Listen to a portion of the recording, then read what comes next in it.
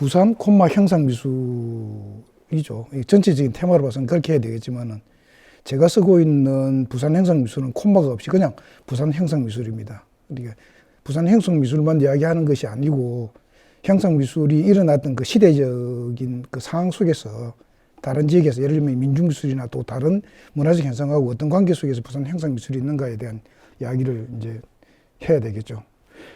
그래서 저는 그냥 이렇게 생각을 합니다. 뭐 한 20년이나 30년 전에 이야기긴 하지만은 지금 와서 새삼스럽게 부산 형상 미술에 대한 이야기를 해야 된다 그러면 어떤 걸 이야기할 수 있을까? 그 당시에 현장에서 그 작품을 봐왔던 사람들과 지금 이미 그때 했던 작품들을 아마 사진으로도 보기가 그렇게 쉽지는 않을 거거든요. 그런 데서 오는 오해 같은 것도 있을 수 있고 또 이해하지 못하는 어떤 부분도 있을 수 있다라고 생각을 하거든요. 그래서 저는 가능하면은 그 당시에 이들을 어떻게 이야기했는지, 그 당시에 이들이 어떻게 언론에 노출되었는지를 이야기하면서 부산 형상미술에 대한 이야기를 하고 싶습니다. 그렇게 지금 어떻게 평가하는가가 문제가 아니고, 또 하나는 제가 썼던 글들이 하나는 91년도고 하나는 96년도인데 그 두 개의 이야기와 그 다음에 91년도에 오광수, 신항섭, 윤진섭 세 사람이 했던 부산 형상미술에 대한 짧은 언급을 제외하고 공식적으로 부산 형상미술에 대해서 언급하는 경우가 거의 없는 걸로 알고 있거든요. 제가 뭐 모르는 것도 있겠지만은 그러니까 부산 형상미술이라는 것 자체가 한국 미술에서 그렇게 주목받았던 것은 아니라는 이야기입니다. 그런데도 짧은 언급이지만은 그 언급 속에 얼마나 큰 오해들이 있었는지 하는 것도 이제 우리가 살펴봐야 되고, 그 오해가 지금도 계속되고 있다는 이야기고, 좀 전에 나중엔 뭐 이야기하겠지만은 좀 전에 그 발표를 했던 박훈아 선생의 논조도 민중미술이라는 관점에서 부산 형상미술을 이해하려고 하는 그 논조이거든요. 그게 오해가 있는 것들이죠. 자, 그래서 저는 그냥 이렇게 생각을 합니다. 부산 형상미술의 양상과 특징을 그냥 짤막하게 이야기하면은, 우리 사회를 이루고 있는 또는 우리 미술계를 만들고 있는 구조에 대해서 어떻게 대항하고 있었는가를 이야기하려고 하고, 또 하나는 조금 더 상세하게 이야기한다면은 부산 형상미술은 기존하고 있는 구상화가 있잖아요. 예를 들면은 국전류, 때로는 인상파의 영향을 받았던 풍경화, 이런 것들이 우리의 구상화의 기본을 이루고 있었거든요. 그런 것들에 대해서 형식적인 아주 급진성을 가지고 있다는 거죠. 그래서 급진적인 형상성이라는 형식미를 하나 특징으로 둘 수 있고, 또 하나는 이제 시대적 상황이죠. 사회적 불의에 대한 그 언급이 굉장히 많아지고 어떤 직접적인 어떤 저항의 형태도 나오는데, 이때 부산에서 활동하고 있는 작가들 중에서는 민중미술과 같은 그 단체나 전체를 이루지 않고 또 운동이라고 하는 그런 캐치프라이즈가 없이 각 작가 개개인이 자기의 개별성이라고 하는 그런 관점에서 접근했다는 거죠. 그래서 거기는 그냥 시대적 상황을 따라간다든지 뭐 흐름에 그냥 묻혀서 간다든지 하는 것이 아니고, 제가 볼 때는 각 작가 개인이 가지고 있는 시대에 대한 어떤 진정성이 있습니다. 이 두 개를 우리가 주목할 필요가 있다는 거죠. 말하자면은 형식에 대한 급진성, 그리고 또 내용에 대한 개별이 가지고 있는 진정성, 이 두 개를 보지 않으면은 형상미술을 이야기하기가 그렇게 쉽지를 않을 겁니다. 조금 이제 설명을 해보자면 이렇습니다. 우리가 그동안에 부산 구상화라고 이야기하진 거는 한국 전체의 구상화를 이야기할 수도 있고, 또 하나는 부산에서 흔히 볼 수 있었던 구상화라고도 생각해도 되겠죠. 그래서 그동안 구상화가 구축한 것이 서정적이고 완상적이고 또는 현실과 다른 서정과 서사를 통해서 새로운 형상성을 구축하려고 했다라고 생각하면 됩니다. 그렇게 사회부조리에 따른 또는 그것을 넘어서려고 하는 자아 욕망 이런 것들이 있습니다. 그런데 그런 것들이 어떻게 참담하게 그 현실적 좌절을 겪었는지, 또 기존하는 구상화에 대한 급진적인 해체로 그것을 어떻게 치환하려고 했는지, 이런 것들을 좀 살펴봐야 되겠죠. 그래서 기존의 방법과 가치관, 전체주의적인 구조를 비판 풍자하는 것이었고, 그 당시에 이제 저희들이 할 수 있었던 것이 전위적인 기법, 실험, 이런 것들을 통해서 강렬한 사회 비판적인 형태와 결합되면서 등장했던 것이 부산 형상미술입니다. 그러니까 그 당시에 민중미술과 궤를 같이 하지는 않았죠. 이게 우리가 그 방점을 두고 살펴야 될 것인데, 민중미술과 같은 궤를 같이 보면 좀 곤란합니다. 그래서 궤를 같이 하지 않았고, 현실을 향해서 그렇다고 탈정치적인 것은 아니었고, 상당 정도 정치성을 띌 수밖에 없었던 것이 시대 상황이었죠. 말하자면은 현실을 수용하면서 해체적 시선을 방법으로 삼은 거죠.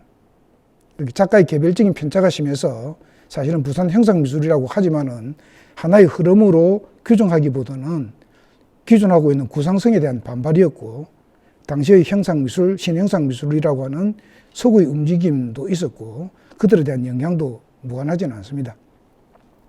그것은 삶에 대한 우리 사회의 정치, 경제에 대한 깊은 우울 또는 환멸, 이런 것들을 바탕으로 한 것이었고, 그런 것 때문에 약간 그로데스크한 상상력이 필요했던 것들이죠. 이런 것들을 몇몇 비평가들이나 이해를 하려고 하는 사람들이 마치 일본의 기괴한 형상에서 영향을 받았다라고 하는 오해도 없지 않았던 것입니다. 그래서 제가 오늘 이야기하는 것은 2020년 지금의 상황에서 그때를 평가하려는 것이 아니고, 당시에 어떻게 이해되고 어떤 양상을 띠고 있었는지를 새삼 돌이켜보려는 것이고, 그것이 우리가 1980년대와 1990년대를 돌이켜보는 이런 그 프로젝트가 복고적인 태행이 아니라 이들 작업에서 볼 수 있었던 일관성이 무엇이었는지, 그 다음에 그들이 극복하려고 했던 것들은 무엇이었는지, 왜 여전히 극복하지 못하고 있는지, 이제 이런 것들을 보면서 우리를 억압하고 있는 강제에 어떻게 저항하는지 하는 모습들을 재확인하려고 하는 것이다, 이렇게 생각하면 되겠습니다. 그림 한번 볼까요? 우선 이 그림은 하나는 월간미술에 실렸던 것이고, 하나는 미술세계에 실렸던 겁니다. 월간미술에 실렸던 것은 91년도 그림이고, 미술세계에 실렸던 것은 96년도입니다. 그러니까 그 형상미술이 가장 활발하게 전개됐던 시기의 그림들입니다. 그 당시에 그림들이 구하기가 힘들어가지고 그냥 잡지에 의존해서 그냥 그림들을 만든 거니까 좀 이해를 하시면서 봐주면 좋겠습니다. 잡지에 실렸던 다른 사람의 그림을 보여주는 이유는 형상미술 작품이 몇 점 없지만은 그 당시에 구상화가 어떤 성격이 있었는지를 보여주기 위해서 그냥 같이 보여드리는 겁니다. 네, 쭉 봅시다.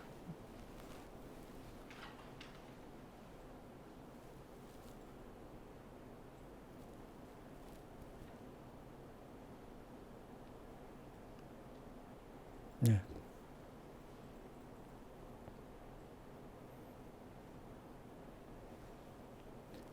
한국 구상화의 맥락에서 본다 그러면은 부산에 있는 몇몇 작가들의 작품은 전혀 다른 형식을 가지고 있습니다.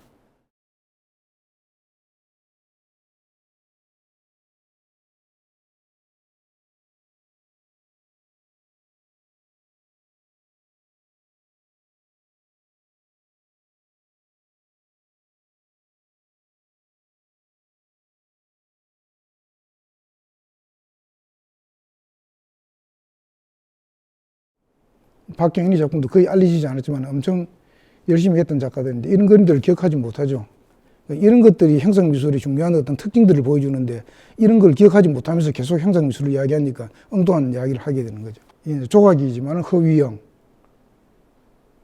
거의 뭐 한국 이 당시 지금까지도 이런 정도의 그 형상성을 가지고 있는 그 작품들은 그렇게 보기 쉽지 않습니다. 한국 조각에서. 예, 갑시다.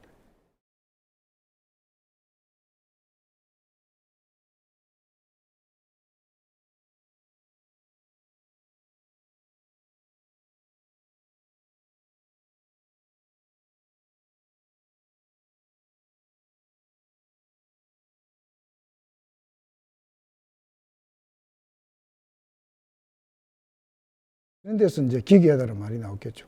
김난영 씨 작품 나중에 다시 한번 보여주겠지만은 여성의 성기 자체를 그냥 작품으로 만든 것들이 굉장히 많습니다. 남자 성기도 마찬가지고. 이제 그 작품을 봤는데 아마 처음 보는 작품도 있을 거고 그럴 겁니다.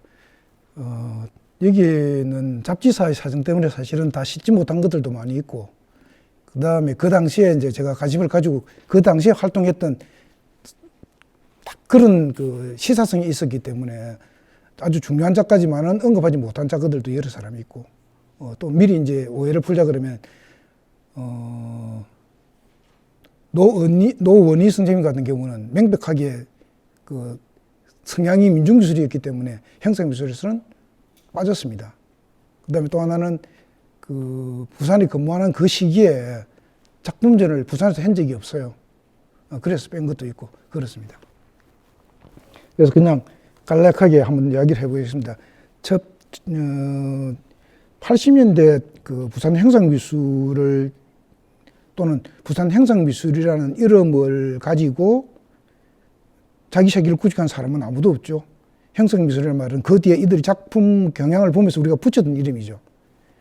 그러나 지금 생각했을 때 80년대 형상미술을 통해서 자기를 구축했던 작가가 있다 그러면 이런 사람들입니다. 배동환, 이태호, 김엉기, 안창홍, 정진윤, 송주섭, 예유건, 최석운, 장원실, 박경인, 김난영, 김미애, 김은주, 양인진, 이혜주, 김춘자, 권영로, 김현건, 박은국, 김성룡, 한영수, 김정호.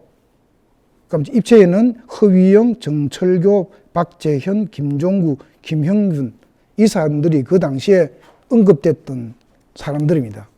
이 사람들이 사실은 형상미술이라는 말을 붙일 수 있도록 출발했던 지점에 있었던 사람들이고, 이 작가들 대부분이 그 뒤에도 자기의 세계를 계속 구축해 나가는 작가들이었습니다.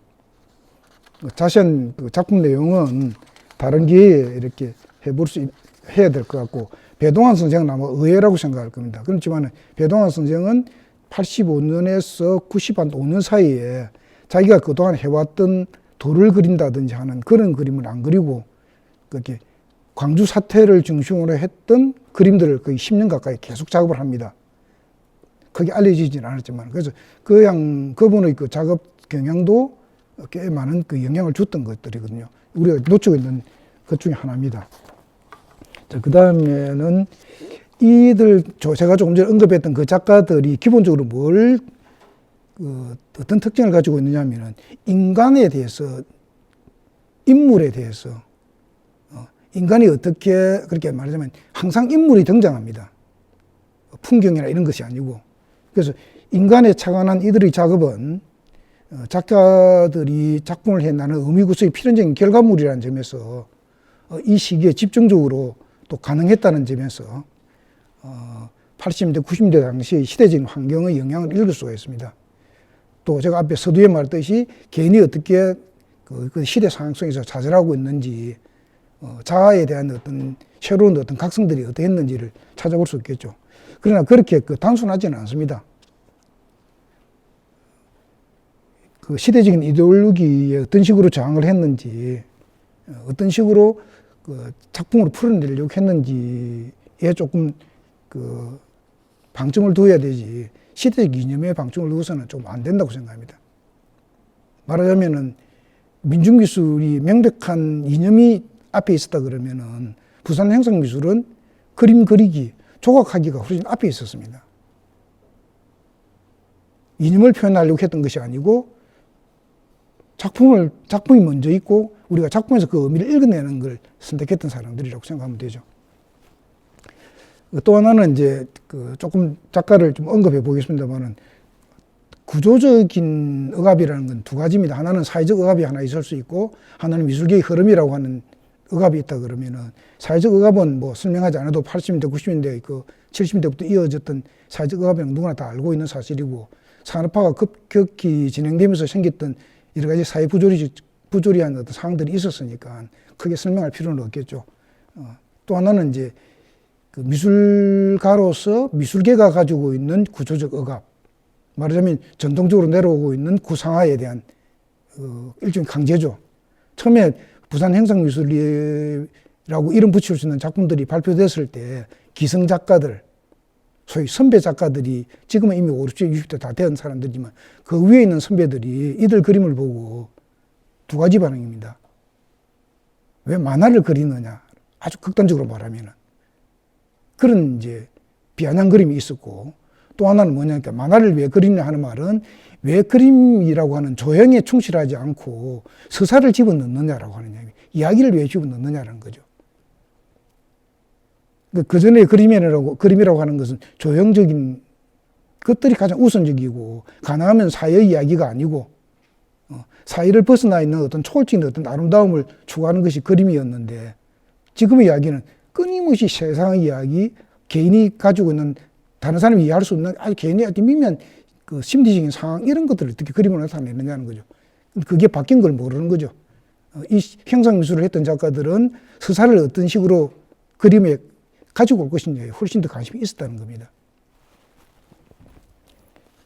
뭐 시대적 상황은 뭐 몰 인간성, 반윤리, 산업사회의 재해들 뭐 이런 것들이 있긴 하겠지만 어쨌든 근본적으로는 그 탐욕과 욕망이라고 하는 것이 인간의 본질이다. 이 탐욕과 욕망이라고 하는 인간의 본질을 어떤 식으로 표현해내고 어떤 식으로 저항하고 어떻게 대항할 것이고 어떤 식으로 상처를 표현해낼 것인가 하는데 관심이 있었던 거죠. 그리고 또 하나는 그런 질문들은 도대체 예술은 도대체 무엇을 할 수 있으며 무엇이어야 되는가? 또 이런 사회적 상황에 대응하는 작가들의 세계는 어떤 모습을 띠게 되어야 되는가 하는 그런 질의들로 연결되는 것들이죠. 그래서 이제 그 부산에서는 그런 것들을 결국 기획하지도 못해봤는데 서울에 있는 현대미술관, 그 현대백화점에 윤진섭 씨가 그게 큐레이터로 있을 때 풍조와 그 해석과 비판의 소리라는 전람회를 열었습니다. 그래서 굉장히 많은 작가가 부산 위주의 작가들이 선정됐죠. 물론 이거는 제가 선정한 게 아닙니다. 서울에서 선정한 것들이죠. 내가 했던 말은 부산의 형상미술은 풍자가 아니다. 풍자성을 띠고 있긴 하지만 풍자가 아니다. 그게 얼마나 먹혀 들어갔는지는 모르지만 여전히 저는 아직도 그 생각을 갖고 있습니다. 풍자 그 해석과 비판의 소리전에는 크게 이제 세 가지 특징이 있는데 하나는 김난전, 양인진, 안창홍, 이홍원, 정복수 이런 작가들에게 볼 수 있는 성을 기재로 한 그 우리의 삶을 드러내는 것들이죠.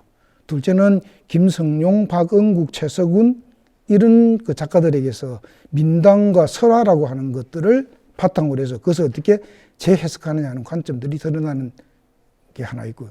그럼 이제 이태호, 이흥덕, 정진윤, 최윤정 이런 작가들에게서 현대 문명과 사회적 상황에서 어떻게 소외되고 그로부터 자제를 하는가 하는 그런 세계의 어떤 관점들이 찾아볼 수가 있습니다.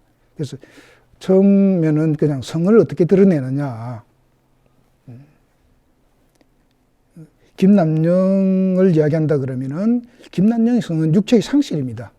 육체의 상실이란 말은 성의 몸의 문제가 아니고 일종의 이미지로 봐왔던 것들이죠. 이제 성의 허상으로 봤다는 이야기인데 그래서 김남영에게서 발견할 수 있는 것은 그 섹스는 섹스가 아니라 성기를 드러내는 것이었고 또 그 성기가 곳곳에 깔려 있고 또 모든 것들이 성기가 갖는 성의 유혹으로 교묘하게 치장되어 버린다. 또는 치환된다고 이야기할 수도 있겠죠. 이렇게 만들어진 것들입니다. 뭐 그림에서 봤듯이 예를 들면 가랑이를 벌리고 성기를 내놓는 거울에 비친 자기의 모습이라는 것은 뭐 작가 자신을 말하는 건 아니죠. 우리의 모습이겠죠. 자신의 모습을 드러내는 거울을 보는 여자.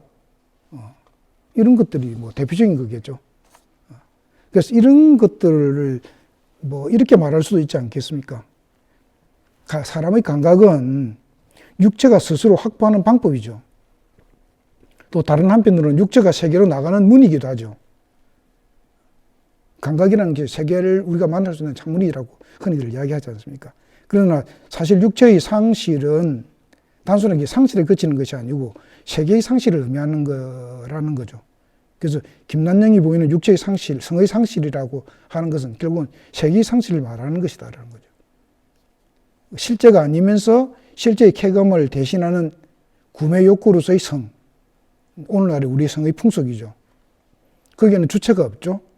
또 주체가 없는 대신에 허상들만 득실거리죠. 그게 현대인의 모습 아닙니까? 가장 직접적으로 드러내놓는 거죠. 그래서 감각적인 성의 상실이라고 하지만은 사실은 세계의 상실에 대한 이야기를 우리에게 전해준다. 시대상을 이렇게 잘 드러내는 작가가 쉽지 않습니다. 그 다음에 이제 저희들 지금까지 작품 활동을 굉장히 많이 하고 있고, 뭐, 민중미술이나 형상미술이나 뭐, 키치를 이야기하면은 안창호이라는 작가를 이제 단번에 떠올릴 만한 그런 작가죠. 즐거운 식사, 성의 충동이라는 저는 그렇게 요약해 봤는데, 안창호는 1970년대 중반, 그가 출발하는 시기죠. 그런데 작가로서 출발하기 연습의 시기겠죠. 그때부터 이미 세태풍자, 도시 생활에서 소외된 계층, 또는 그로 인해서 생기는 심리적인 위축과 좌절, 이런 작업을 해왔습니다. 그동안 여러 가지 변모를 이렇게 겪으면서 이제 오늘에 왔는데, 박신희 선생이 아주 잘 지적을 해놨습니다. 그 당시에 안창호의 작품에 대해서 훼손된 세계에 대한 공포와 고독감, 악몽에 대한 환각, 일상에 녹아있던 참혹함과 황량하고 폭력적인 야만성, 끊임없이 부활되는 파괴 본능, 성도착적인 집요함과 죽음의 충동 등등 이렇게 요약할 수 있죠. 지금도 아마 이 지적에서 크게 벗어나지는 않을 겁니다. 그 현 세대에 대한 아주 냉소적인 시선이죠. 뭐 그냥 또 좀 더 그 요약해서 이야기한다 그러면 도시가 가지고 있는 태폐성, 성의 상품화, 또는 가진 자의 폭력, 또 무자비한 금력의 횡포, 또 가소비로 인한 사회적 현상들을 꼴라주라는 기법으로 구축해서 우리에게 보여줬는데, 이런 꼴라주 기법이라는 것이 복잡한 사회적 관계를 드러내는데 굉장히 효과적이었습니다. 이제 그 다음에는 이제 두 번째 그 경향으로 나눴던 그 과거에 대한 패러디, 미나나 설화 같은 것을 가져온 작가들인데, 과거란 건 언제나 풍부한 상상의 보고죠. 또 우리 현재의 삶의 근거로도 과거란 게 뭐 무시할 수 없는 것들이고, 이런 것에 이제 관심을 가지면서 보여줬던 작가 중에 한 사람이 김성룡입니다. 역사적인 질곡, 그런 것들을 어떻게 조형적으로 표현해내느냐 하는 거죠.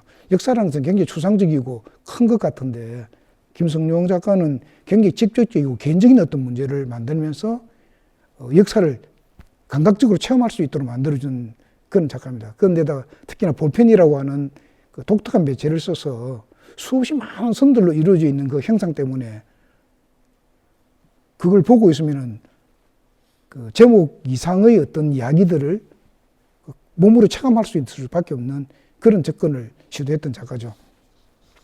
김성룡은 기존의 화야 방법 취급 방식인 개인을 배제한 그 단순한 역사적인 사실의 나열이나 총체적인 역사를 사건 중심으로 재구성하는 방법과는 달리 사물 속에 실체화된 한국 근대사, 한국 현대사, 이런 것들을 사물의 의식 내용과 그 안에서 이야기를 만들어가는 민족 개개인의 자기 정체성의 모양인을 통해서 역사 해석의 신화적 형성력을 얻어내고자 했다라고 강성원 씨가 지적을 했습니다. 이것도 아주 그냥 중요한 지적 중에 하나고, 김성룡의 특징을 아주 잘 보여주는 그런 지적이었습니다. 말하자면 총체적인 시각보다는 개인적인 비극의 조명을 맞추고, 그런 집요한 그 김성룡의 태도 때문에 김성룡의 작품이 우리에게 많이 알려지고 평가받는 것들이죠. 그래서 주제나 소재가 대부분 우리에게 이미 알려진 설화나 역사적인 사건들이라고 말하고자 하는 바가 좀 쉽게 전달되고, 그 대신에 그 자기 접근하는 방법 자체가 설명 쪽이거나 또는 서술성이 아주 강해서 일반적인 그림하고 좀 다른 경험들을 우리에게 이야기를 해줍니다. 말하자면 조형적인 체험으로서 설화를 만나게 해준다, 이렇게 생각하면 되겠죠. 어쨌든 뭐 김성룡 작가의 작품이 여러 가지 이제 장점과 단점이 있겠지만은 현실적인 문제의 비유적인 표현 방법으로 역사적인 소재를 채용했고, 그것을 통해서 역사의 질곡이라든지 사회악의 구조적인 연원, 이런 것들을 제공해주면서 아주 격렬한 시선을 형성했다라고 보여집니다. 그 다음에 이제 박응국, 최석운 뭐 이런 작가들인데, 말하자면 꿈의 헛됨, 전망의 상실이라고 이야기할 수 있는 박응국의 작품을 이야기를 해줄 수 있습니다. 박응국 씨는 미나에 나와 있는 부기도, 청룡도, 무슨 또 이런 것들을 가지고 이야기를 합니다. 말하자면 내가 현대인인데 내 뒤에는 무슨 꿈이 있느냐면 청룡이 등용하는 그런 꿈을 꾸는 것들이죠. 이 시대적인 차이가 우리가 가지고 있는 꿈이 얼마나 헛된 꿈인가를 이야기해 주려고 한 것들입니다. 묘한 방법으로 현실을 이제 빗댄 거죠. 박은국의 작품에서 우선 읽을 수 있는 부분은 민화의 소재적인 차용입니다. 현대인의 모습에 배경을 이루고 있는 민화적인 소망과 연관되어 있는데, 민화가 갖고 있는 현실 구복적인 믿음이나 소망의 표현은 이제 현실적인 당대적 의미를 담고 있지만은, 현재에 와서 과거의 그 꿈이 어떤 의미를 갖는가, 저 근대적이고 무속신앙으로 평가될 뿐인 그런 그 민화의 어떤 그 희망들이 현실적으로 어떤 의미를 가질까라고 하는 질문들이죠. 이것들이 가진 의미를 현대를 해석하는데 차용함으로써 과거로부터 떨어져 나온 근원으로부터 갖는 소망과 자질의 어떤 유사성, 이런 것들을 보이면서 서민적인 삶의 허구성, 서민들이 가지고 있는 희망의 허구성, 이런 것들을 들춰낸 작가입니다. 뭐 젊은 부부의 꿈속에 청룡이 자리를 잡고 있다든지, 또 새해의 여름이라고 하는 그 작품에는 보면은 그 새이라는 여자를 등장시키면서 그 뒤에 목단도를 이렇게 그려놨습니다. 부기도죠. 말하자면 배경이 가지고 있는 화려한 목단의 부기도는 일종의 개념일 뿐이지 현실적인 소망이 될 수가 없겠죠. 그래서 현실의 소망이 가지고 있는 덧없음을 역설적으로 이야기해 주려고 했다, 이렇게 봅니다. 또 하나는 이제 식당 종업을 요새 뭡니까 주문하면 갖다 주는 배달 문화가 아주 현실화되어 있는 것들이지만, 이 당시에도 중국 가방 들고 배달하는 친구들 꽤 많았거든요. 그 다 꿈을 가지고 배달했을 거 아닙니까? 그러니까 식당 종업원인 배달 가방을 든 한 소년이 꿈도 등용물이자 잉어를 이렇게 그려놓은 겁니다. 이거는 자기 신분을 상승하는 것들이죠. 그렇지만 그것조차도 꿈일 뿐이라는 미래에 대한 전망 상실을 이야기를 하고 있습니다. 말하자면은 꿈이 현실적인 삶을 구원하고 있기보다는 꿈일 뿐이다. 현실에 대한 비판적 반성에 관여하고 있지만은 인간이 가지고 있는 근원적인 꿈의 상실, 그 꿈의 허구성, 이런 것들을 폭로함을 해가지고 사회로부터 소외된 계층이 가지고 있는 아주 처절한 좌절, 계층의 위화감, 이런 것들을 표현해서 냈습니다. 지금은 뭐 이분도 작품을 하고 있는지 아닌지 오랫동안 소식을 모르는 사람 중 한 사람이죠. 그럼 이제 우리에게도 잘 알려진 작가 중에 이제 최승훈이라는 작가가 있습니다. 최승훈 작가를 보면 그렇게 약간 민감한 것 같은데 우리 속에 있는 묘한 어떤 적이감 같은 것도 이렇게 드러내주는 아주 천연스럽게 뭔가를 이야기하는 그런 작가죠. 최승훈의 작업을 보면 우리가 흔히 알고 있는 속담이나 일상적으로 쓰고 있는 비유, 이런 걸 쉽게 발견하게 됩니다. 그만큼 현실과 밀착되어 있고 또 현실을 잘 드러낸다고 봐야 되겠죠.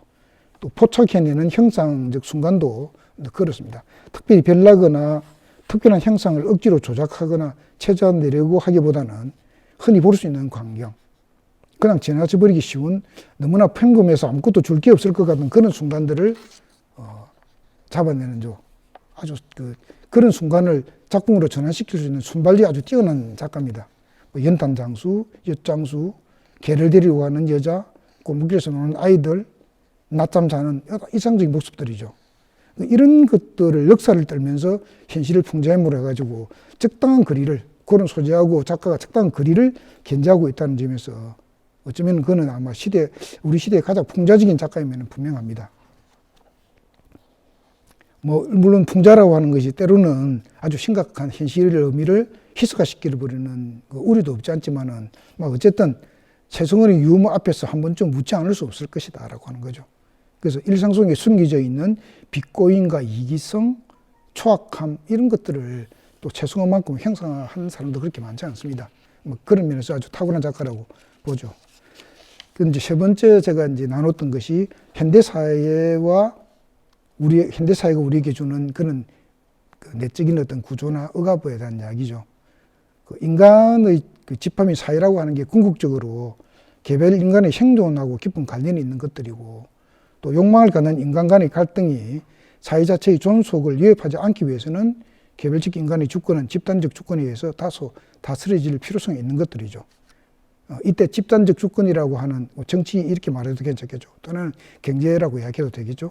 집단적 주권은 구성 간의 자율적 사회계약으로 창출되어야 되는 거죠. 그렇지만은 이런 집단적 주권이 개인을 억압하는 폭력으로 바뀔 때, 또 개인을 조종하는 것으로 바뀔 때 그런 그 부정에 대해서 대항하고 그런 집단성에 대해서 개인을 회복하려고 하는 노력이라는 게 뭐 당연히 있겠죠. 저는 이런 것들이 그 우리 시대의 예술이 중요한 책무라고 생각했고, 당대 그 당시에 80년대, 90년대 활동했던 그 작가들도 그런 것들을 당연하게 생각을 했습니다. 특히 정진윤 그 작가 같은 경우는 이미 고인이 됐습니다만은 우리 사회나 개인에 내재되어 있는 구조적인 폭력이라는 게 도대체 뭔가 그런 것들을 드러내려고 꽤 애를 썼던 작가입니다. 정진은 1990년대 초기 작업들은 대체로 시대적인 풍자나 인간의 상황적인 묘사보다는 역사와 인간의 관계, 역사와 시간이 갖는 공간 구성 문제 이런 것들에 관심을 많이 가졌습니다. 또 이런 것들은 주로 어떻게 나타나느냐 하면은 아주 강한 색채 대비를, 그전까지 우리는 색채를 오른쪽 색깔과 왼쪽 색깔, 위의 색깔과 아래 색깔, 소재와 그 배경에 따라서 색깔을 좀 조화롭게 하는 것들을 많이 이제 구상하에서 흔히 볼 수 있는 것들이죠. 그런데 정진윤 작가는 색채 대비가 아주 아연할 정도로 엉뚱한 색채라고 할 정도로 대비적인 색깔을 굉장히 많이 썼습니다. 그래서 아주 강한 색채 대비와 강조된 인체의 구조, 독특한 상황 설정 이런 것들을 통해서 우리 시대의 인간 모습이 어떤 것인지 하는 쪽에 관심을 보여준 것이고 그런 쪽에 관심을 환기시켰다는 거죠. 이런 작업에서 그저 유독 그 신경을 쓰는 부분이 조금 전에 이야기했듯이 색채인 것 같은데, 일반적으로 구상 작업이 대체로 대상이 가지고 있는 구체성, 형상적인 해석 이런 데 집착을 했죠. 그런데 정진윤은 그 색채에 대한 어떤 부분에 관심을 두물 해가지고 아주 독특한 이해를 보입니다. 그 색채가 보다 복잡하게 그 화면을 만들어주는 것들이죠. 그리고 또 그런 색채의 대비가 다양한 해석의 가능성을 확보하고 있는 것들입니다. 그림에서는 다 드러나지는 않았지만은 지난 여름 밤의 꿈, 실내 그녀의 침실 이런 것들에서 보이는 구조, 색깔 이런 것들에서 우리는 소위 급진적 형상성이라는 것들이 어떤 것이었는지, 왜 정진윤을 80년대, 90년대 부산 형상미술의 그 대표적인 한 사람으로 꼽는지 하는 것들을 이런 그 양식적 특징, 색채 사용 이런 데서 찾을 수가 있습니다. 정진윤에서도 적어도 80년대, 90년대 부산 형상미술이 가지고 있는 형상의 급진성을 정당화시켜줬던 아주 중요한 작가입니다.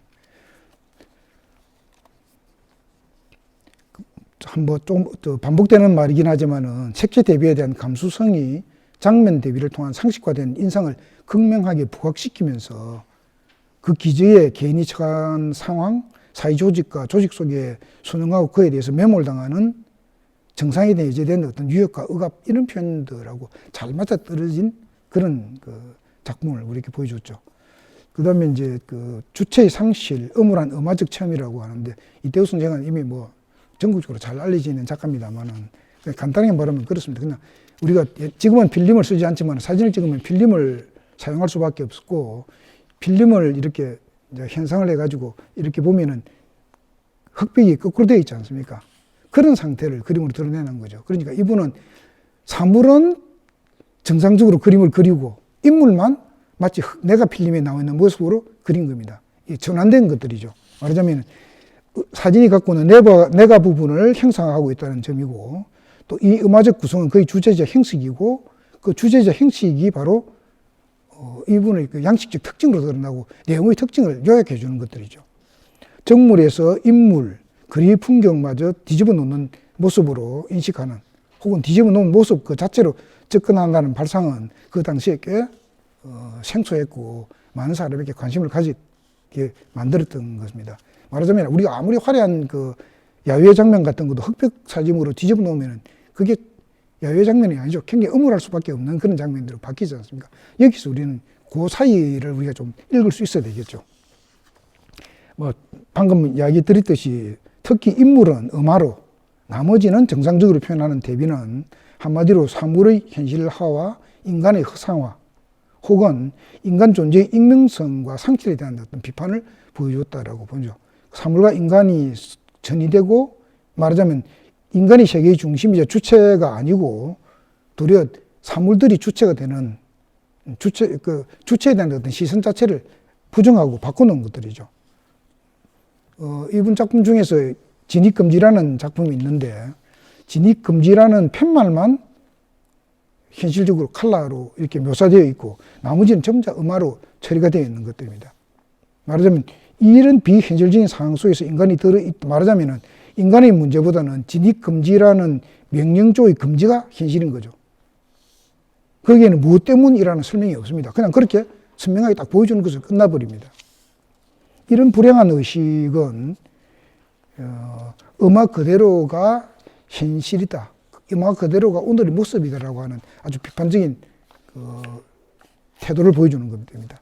그 다음에 이제 최윤정이라고 지금은 거의 어디에서 작품 활동을 하고 있는지 작품을 하는지 안 하는지도 알 수가 없습니다만은 산동네라고 하는 지금은 그 당시에 아마 그 민중미술 작가들도 굉장히 많이 다뤘던 소재인데 산동네, 수정동, 범일동, 범내골 이쪽으로 이야기하면 되겠죠. 산동네를 소재로 해서 그렸는데 산동네라고 하는 것이 가보시면 알겠지만은 아파트도 마찬가지입니다. 출근 시간이 지나고 나면 그냥 텅 빈, 아무도 없는 텅 빈, 모든 식구가 다 밥벌이로 나가야 되는 것들이죠. 거기에 혼자 남아있는 소녀, 같이 놀 친구도 없죠. 그냥 훌라후프나 이렇게 돌리면서 있는 소녀를 주로 그렸습니다.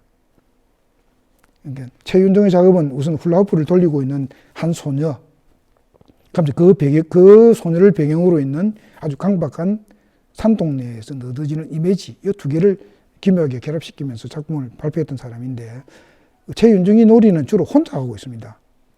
여럿이 하는 것이 아니고 이제 소녀의 꿈과 현실의 괴리를 또 다른 친구들과 어울릴 수 없는 자기 세계에 몰입할 수밖에 없는 산동네의 강박한 삶, 이런 것들을 한 소녀의 추억을 통해서 드러내놨고 있죠. 굉장히 신랄했습니다. 그래서 가난해서 텅 빈 마을에 혼자 남아서 훌라후프를 돌리고 있는 한 소녀를 보아낸 것이 최윤정 작가의 어떤 작품인데 소외된 환경과 인간이라고 하는 이중적인 의미를 자기 유희라고 하는 자폐적인 모습으로 삶의 변두리에 대한 이야기를 대신해서 보여줬던 작가입니다. 이게 96년도에 제가 이제 부산 작가들에 대해서 썼던 그런 내용인데, 그냥 요약하자면 이렇게 이야기할 수도 있지 않겠습니까? 문화라고 하는 것이, 학문과 같은 문화 상층부만을 뜻하는 것이 아니라는 거죠. 그것은 차라리 인류학에서 이야기하고 있듯이 어떤 집단의 삶의 방식의 총체, 또는 개체가 거의 소속 집단에서 습득하는 사회적 유산 일체, 이런 것이라고 생각할 수도 있겠죠. 그래서 앞에 언급한 작가들의 세계는 결국 당대의 문화적 실체일 수밖에 없고, 그리고 그들 세계가 우리가 당면한 시대 상황, 즉 우리 문화에 대한 반성과 검증의 의미로서 비판이라면은 그것이 과격한 직교법이나 재현이기보다는 다소의 거리를 확보해서 재구성해 보는 그런 의미라고 생각합니다. 그 의미는 이 시대의 삶의 방식이 보여주는 것들에 대한 대항이자 인간의 가치를 저해하는 억압에 대한 저항의 궤적이죠.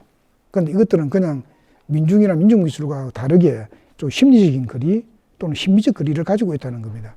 그 거리를 통해서 부산 형상미술은 폭력과 억압이라고 하는 사회 구조에 대항하고 비판하고 삶을 해석한 겁니다. 예술이 우리의 삶을 다시 내보이는 작업이고, 그것이 단편적인 모습이 아니라 삶 전체를 더 폭넓게 조망해 주기 위해서는 삶 전체를 이미지할 수 있는 직평이 확보되어야 하고, 그런 시야를 잃지 않으려 할 때 심리적 거리를 갖게 될 거죠. 한 시대에 같이 드러났던 운동성 미술과 다른 부산 형상미술의 변별점이 저는 거기에 있다고 봅니다. 그것은 한마디로 기존 구상화에 대한 형식적인 급진성이자 시대 상황에 대해서 대항하는 진정성, 이런 것이라고 생각합니다. 이상입니다.